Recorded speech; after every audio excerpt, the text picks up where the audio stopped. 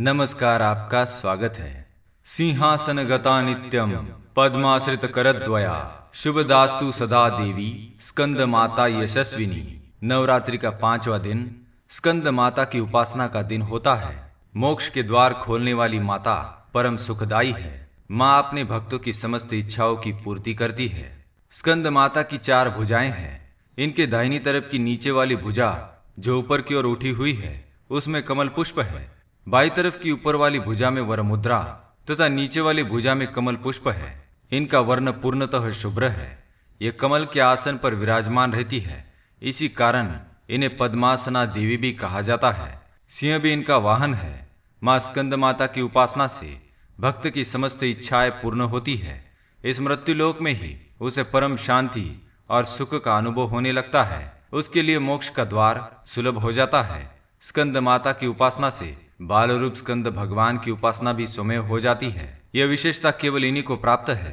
अतः साधक को स्कंद माता की उपासना की ओर विशेष ध्यान देना चाहिए। भगवान स्कंद कुमार कार्तिकेय नाम से भी जाने जाते हैं। ये प्रसिद्ध देवासुर संग्राम में देवताओं के सेनापति बने थे। पुराणों में इन्हें कुमार और शक्ति कहकर इनकी महिमा का वर्णन किया जाता है। इन्हीं भगवान स्कंद की माता होने के कारण माँ दुर्गा जी के इस स्वरूप को स्कंद माता के नाम से जाना जाता है। सूर्यमंडल की अधिष्ठात्री देवी होने के कारण इनका उपासक अलौकिक तेज एवं कांति से संपन्न हो जाता है। एक अलौकिक प्रथा मंडल अदृश्य भाव से सदैव उसके चतुर्दिक परिव्यास रहता है। यह प्रभा मंडल प्रतिक्षण उसके योगक्षेम का निर्वहन करता रहता है। हमें एकाग्र भाव से मन को पवित्र रखकर माँ की शरण में आने का प्रयत्न करना चाहिए। इस घोर भवसागर के दुखों से मुक्ति पाकर मोक्ष का मार्ग सुलभ बनाने का इससे उत्तम उपाय दूसरा कोई नहीं। आइए आपको सुनाते हैं माँ स्कंद माता का मंत्र, जिसका जाप करने मात्र से व्यक्ति मोक्ष की प्राप्ति कर सकता है। प्रत्येक सर्वसाधारण के लिए आराधना योग्य यह श्लोक सरल और स्पष्ट है। माँ जगदम्बे की भक्ति पाने के लिए इसे कंठस्थ कर नवरात्रि में 5वें दिन इसका जाप करना चाहिए। वह श्लोक इस प्रकार है।